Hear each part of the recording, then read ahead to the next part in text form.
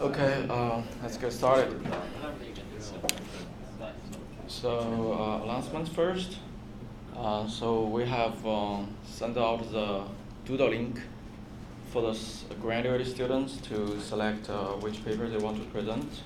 And this is first come, first serve. And so if you are a graduate student and you haven't done this, just click the link. And we will open this for undergraduate student from next week. So last week, we started talking about disk forensics. We first talked about the mechanics of a hard drive. We didn't talk about the SSD or others, but only the hard drive. We talked about how a PC boots, like I said, how PC boots is slightly different from how your smartphone boots. Your smartphone doesn't have a hard disk, basically, and also your smartphone doesn't have a BIOS. So the boot process is a little bit different. We do not cover how smartphone boot in this class, but it's a little bit different, but very similar. So we also discussed the very first sector of every hard disk. So that sector has code and also data. So the data part is called the master boot record, but sometimes some books, they were called the first sector, the whole sector was the master boot record. So as long as it's not ambiguous, I will just use master boot record, this word, to represent both the sector and both the data part in that sector. I also give some very high-level introduction to file system, what is file, and what are directories, why do we need file. So this week, we will start with something basic first. We will first study endianness. Then we will revisit volume analysis a little bit, which we skipped. We briefly talked about it last week, but we didn't dig into it because I didn't talk about endianness.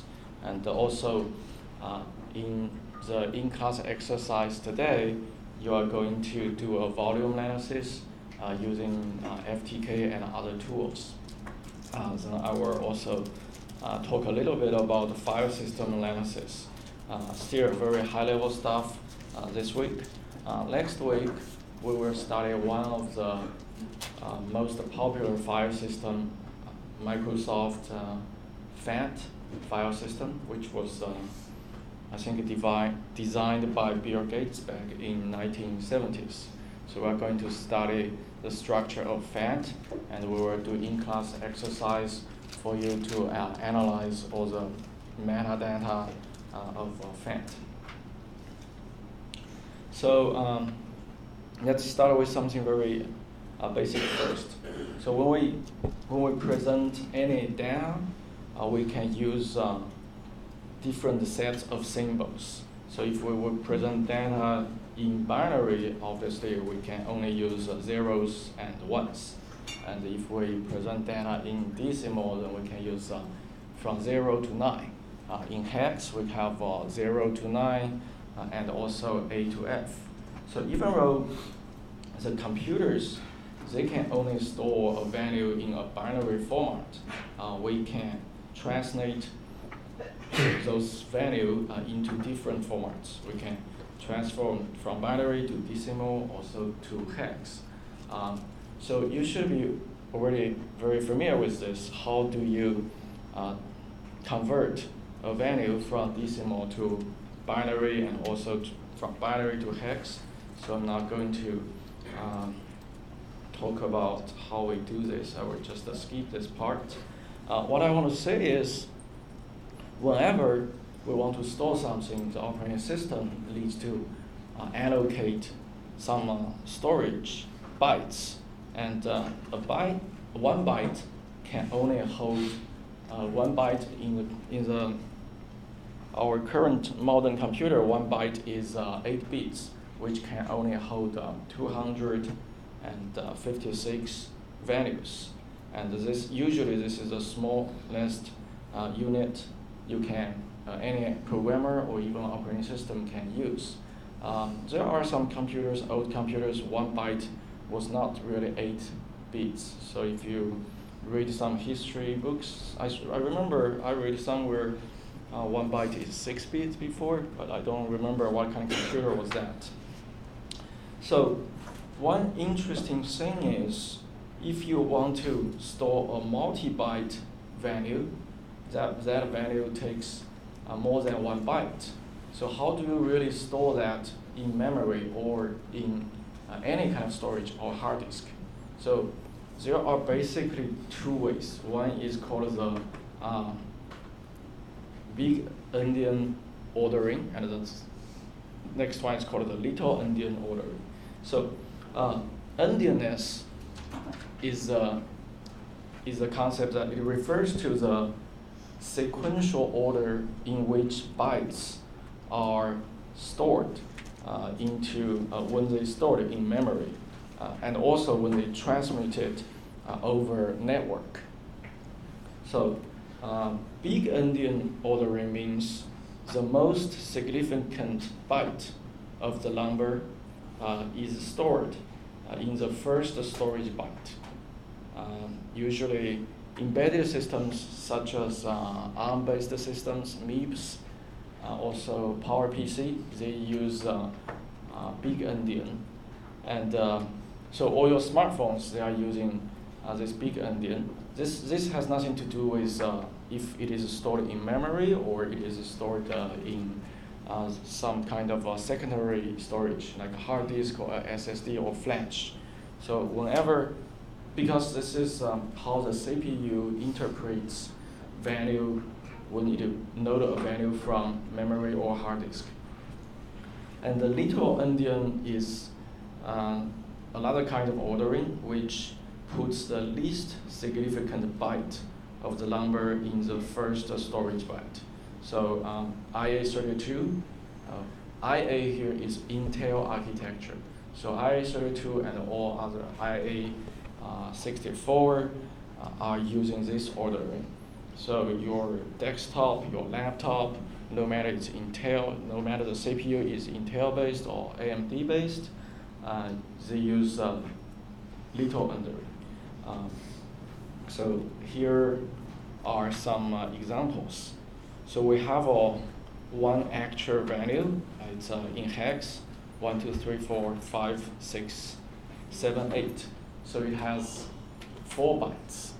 And in big endian ordering, the most significant byte is 1, 2, will be stored in the first byte of this 4 bytes in storage. So 1, 2 will be stored in the cell, the byte 24, and 87, 7, 8 will be stored in the 27th byte. And for little endian, the order is reversed. 7, 8 will be stored in 24th byte, and 1, 2 will be stored in the 27th byte. However, you can see that the ordering here is only talking about bytes. We're not talking about bits. Actually, I don't know how they store bits, but it doesn't matter because the CPU doesn't care about that part. So, as you can see that there are obviously more than 2 ways to store multi-byte value into the storage.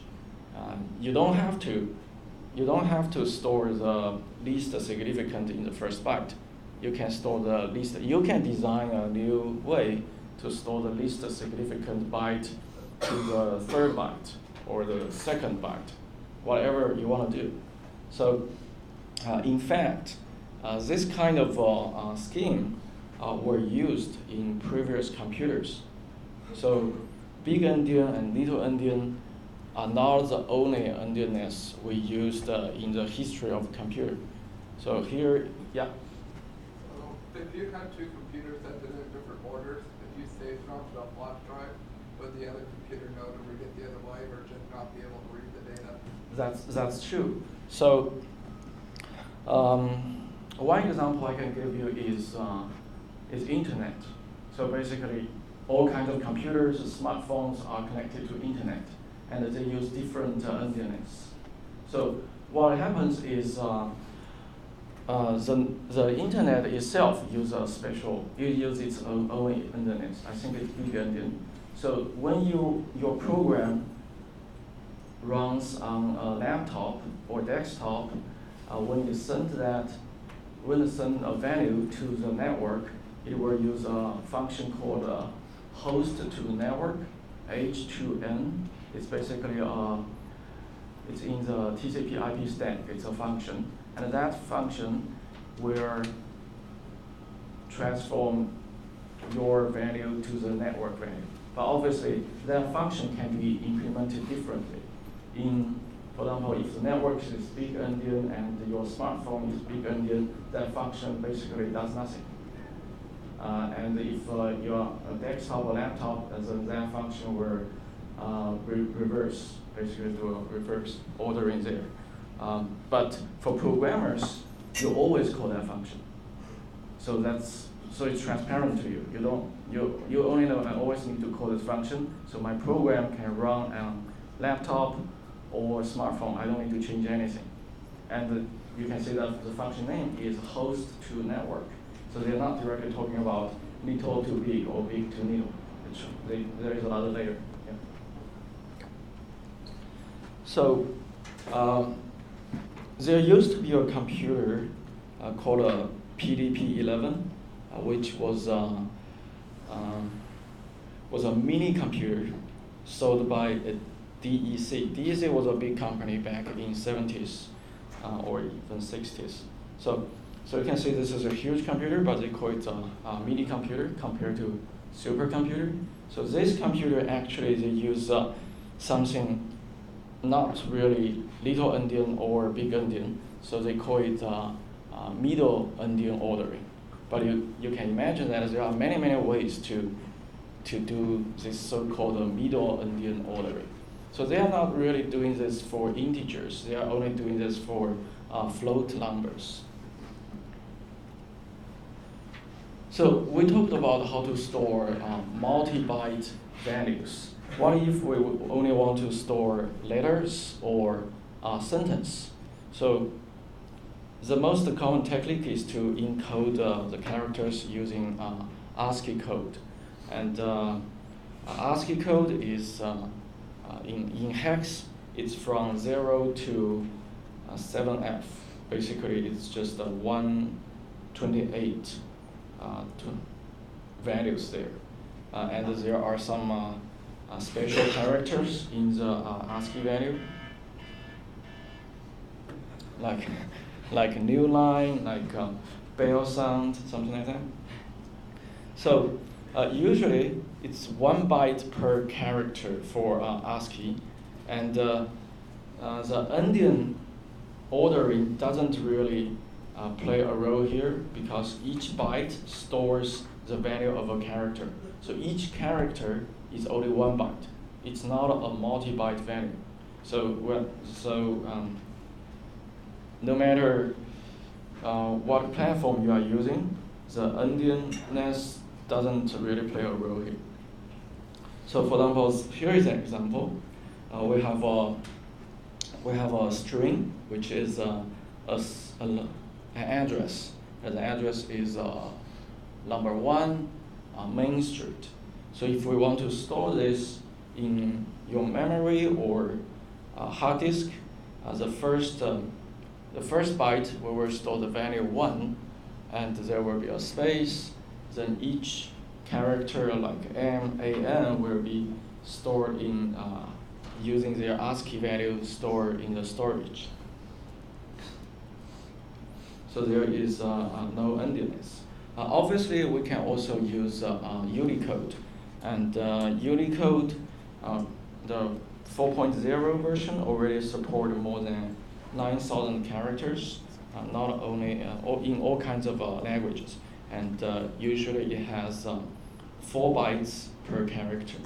So when you have 4 bytes per character, there is an endianness problem. And there are some other encoding. You probably heard this before, like UTF-32.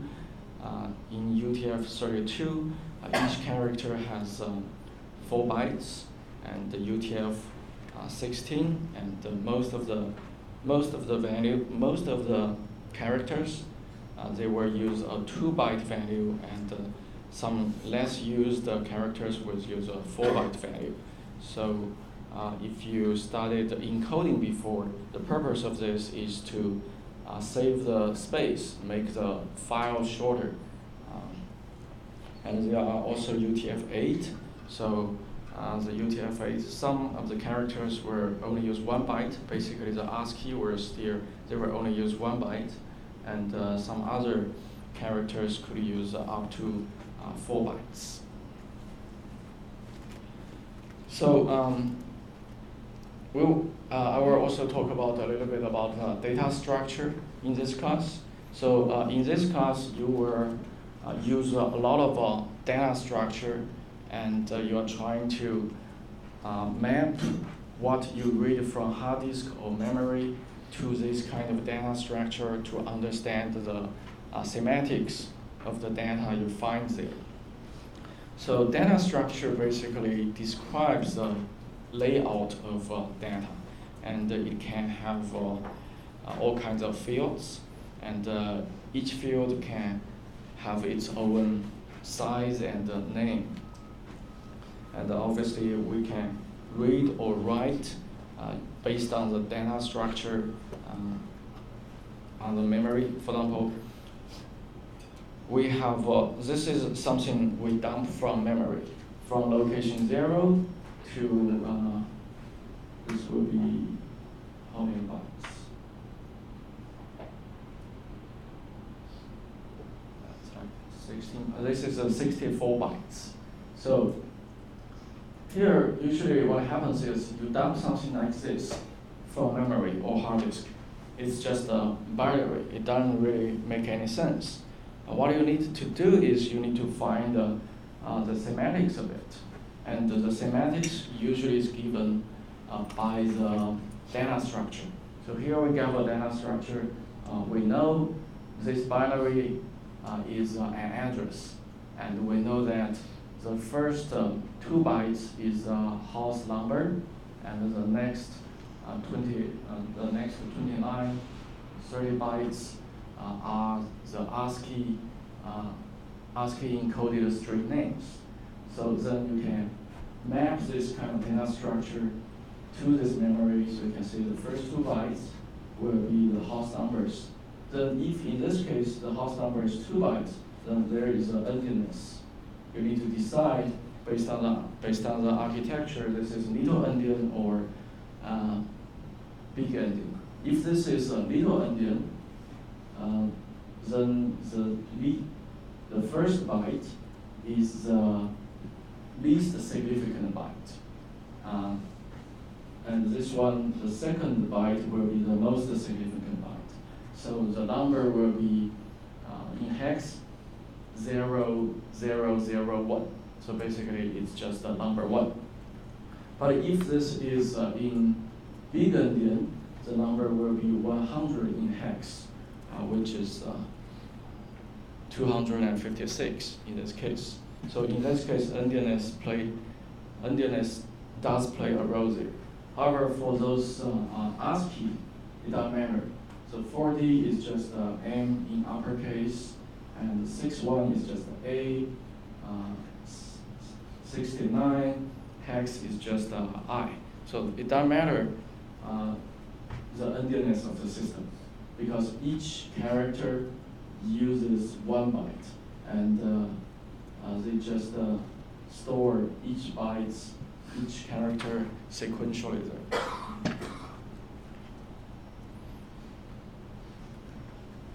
So last week we talked about Hard disk forensics, there are basically 3 stages. The first stage is storage media analysis. We want to understand basically we're only looking at the sectors of data. Then we have volume. After that, we can do volume analysis. Then we can try to understand the partitions and volumes on the hard disk. After that, we can move to file system analysis, trying to reconstruct the file system, the metadata of the file system, and also eventually the files of the file system.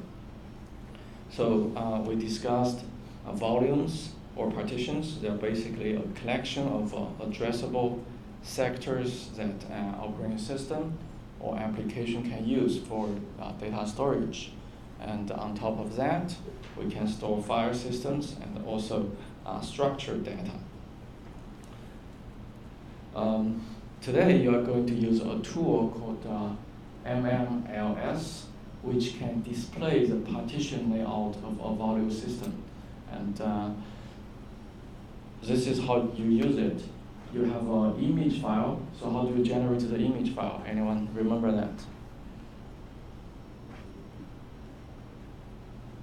So you just use DD data dump to generate an image file, which is a bit-to-bit copy of everything of that hard disk or a volume.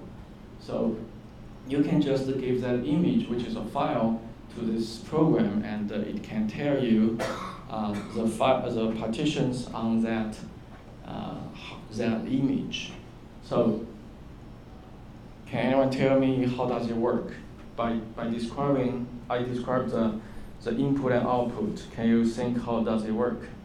How does this program generate this information?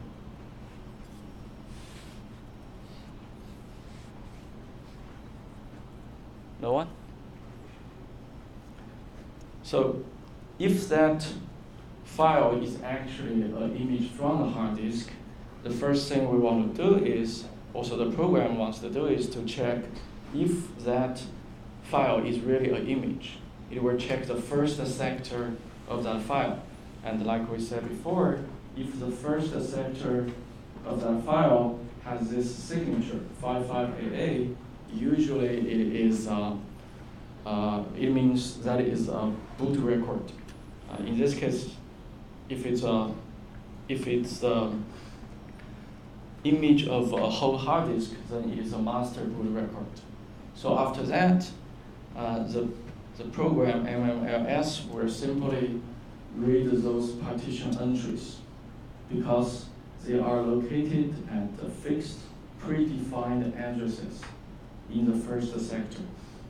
By reading those entries, the program can map this data structure to that entry to say, to check the status of all the partitions. So usually there will be 4 partitions, and they will check if they are active, the beginning of the partition, the beginning of the head or cylinder sector numbers, and also the number of sectors in that partition. So you can say here, some of the information is only 1 byte. For example, the activeness, current status is just 1 byte. Some information will be bigger than 1 byte. In this case, the beginning of the partition, the cylinder and sector number is actually 1 word. So 1 word in this platform, the old Windows platform, 1 word is 2 bytes. And a double word is 4 bytes. So in these cases, obviously, the endiness plays a role there. But usually, we're talking about Windows, and Windows, they use Intel architecture. So we're always talking about little endian here. So all those bytes, those values are in little endian. So this is the example output from MMLS. Imagine you generate a disk dump using DD, so you can tell MMS this is a DOS disk, but you don't have to. it can automatically detect something like this. Then there will be, in this case, there will be 4 partitions, and the first one will be AMBR. So here is a typo there. It should be start from 0 and at 1 sector. So for those values, the nums, they were generate those values based on the little endian, and this is what you can get from this output. You can see there is a FAT32 Windows operating system, Windows file system there. Then there will be unallocated areas in between. Then there's another operating system and file system there.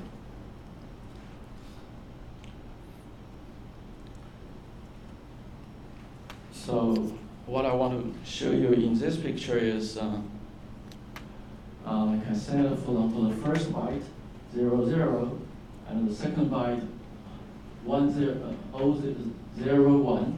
They are all 1 byte values, so there is no underneath. And however, values like this, 3F 0, 0, 0, this one is a starting sector of partition 1. And since this value is a double word, it takes 4 bytes. We need to consider if it's a big endian or little endian, and in this case, it's a little endian. So the most significant, the first byte, which is 3F, is the least significant byte. So 3F will go here, and all other zeros will be at the beginning. So, which means there are 63. The starting sector ID is 63, and the same thing for the size. You can see this is 41. This is the first byte, goes to the least significant byte, and the second byte goes here, and 1F goes here, 0, 0. So we get the size of this sector is like 2 GB something. Does that make sense? Okay. So in the exams and also in today's exercise, you are going to map the data structure to the binary you find and use the underneath to get those values. So in all the exams and everything, you are allowed to use a calculator if you need. Next, we are going to talk a little bit about file system analysis. Like I said, next week we will spend more time to dig into file system analysis. We are going to study one of the most popular file system, which is called FAT, designed by Bill Gates back in the 70s. And we'll have an in-class exercise for that. So today we'll only talk about some high-level, also still some high-level information about file system and also FAT. So especially for Microsoft file system, the sectors are not the smallest unit the operating system used to store data. So in Microsoft file structures, sectors are grouped together to form what they call it clusters. And the storage allocation unit is based on cluster, not based on sector. And the clusters are typically 512 or even more sectors. So combining those sectors together into clusters can minimize the overhead of writing and reading files to a disk. However, there are some interesting challenges when we see this from a forensic perspective. Especially this kind of design result in something called a drive slack. So basically the drive slack is some unused space in a cluster between the end of a file and the end of the cluster. So obviously a file, they usually do not happen to be the size of cluster. So but the operating system will only allocate storage based the unit of cluster. So there are some unused space. And in general, we call this drive stack, but drive stack can also include two different concepts. One is called a RAM stack and the file stack. We will talk about file stack first, then we will talk about RAM stack. So RAM stack is not necessarily there in modern operating systems, but they were there for old Windows systems. So let's assume we create a large file, just any file, can be a text file in plain text. And this file has 5,000 characters. We use ASCII to encode this, so this file has 5,000 bytes. So the operating system wants to save this file on a FAT16 disk, which means each cluster will be 64 sectors. So the operating system, the smallest unit to store anything is one cluster, which means 64 sectors. So the operating system will reserve one cluster, which is more than 32,000 bytes for this 5,000 bytes file. So there will be more than 27,000 bytes unused on the hard disk, and it will not be used by other files because the operating system, the old Microsoft Windows, will only reserve one cluster for one file. So that part, the 27,000 bytes, more than 27,000 bytes, are called the file stack. So they are wasted areas. But it doesn't mean, from a forensic perspective, it doesn't mean those 27,000 bytes are not valuable. Probably they are even more valuable. You have a file which was 27,000 bytes. You write it to a hard disk. Then later you write another file which is 5,000 bytes at the same location, and there are still more than 22,000 bytes of the old file there in that location, and that is probably more interesting than the first 5,000 bytes. So the next concept is called RAM stack. So basically what happens here is when Windows write those 5,000 bytes to the hard disk, the older Windows operating system cannot exactly write 5,000. It has to write in the unit of sectors. So it has to write 10 sectors, which is 5,120 bytes back to the hard disk. So when the operating system reserves the storage, it reserves a cluster. But when it writes back to the hard disk, it doesn't have to write one cluster, but it has to write the integer times of the sectors. So it has to write 5,120 bytes back to the hard disk. However, the file is only 5,000 bytes. So where does the system get another 120 bytes? It's just the garbage in the memory. So the 120 bytes garbage in the memory will be written back to the hard disk. However, same as the file stack, that 120 bytes could be very valuable sometimes. It could be something, could be password in your memory. So in our memory analysis part class, you will see that we will ask you to log in your computer. When you log in computer, you will input your username and password.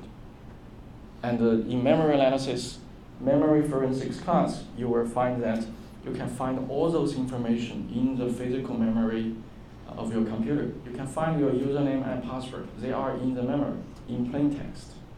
Nothing is encrypted there. So in the old Microsoft system, those valuable information, the credentials could be written back to the hard disk. And so a forensic analyst could be able to extract those information. So this is called the RAM stack. So you need to, so here is a picture of it. Here we have one cluster. The one cluster has 64 sectors. And the data will be obviously from here 5,000 bytes. And the RAM stack will be 120 bytes. And the rest of it will be the file stack. So given you information like this, how many bytes the file has and how big is a cluster, I expect you to calculate the size of RAM stack and also the size of a file stack in the exams. Next week, we are going to study the so-called, What is the point of writing out garbage RAM memory? Because the old Windows system, when they design it, they didn't design it in a very smart way. So it has to write back in the unit of sector. That's the reason. So in new operating systems, they don't really do that anymore. So this doesn't apply to the new Windows systems. So this like is modern Windows. yes, Oh. yes. Modern Windows or Linux, they don't do this anymore. This is like NOS. yeah, something like that. Yeah.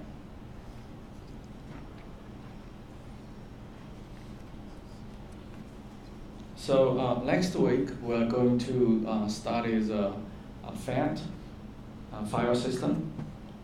It was designed for a floppy disk first, but it was also used for Windows NT and Windows 2000. And even now, usually the USB thumb drives, they still use FAT system, and all your cameras, if you have an SD card, they are using FAT system.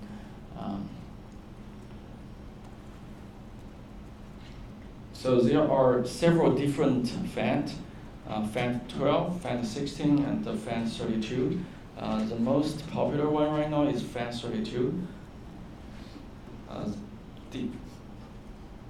Depends on the type of FAT.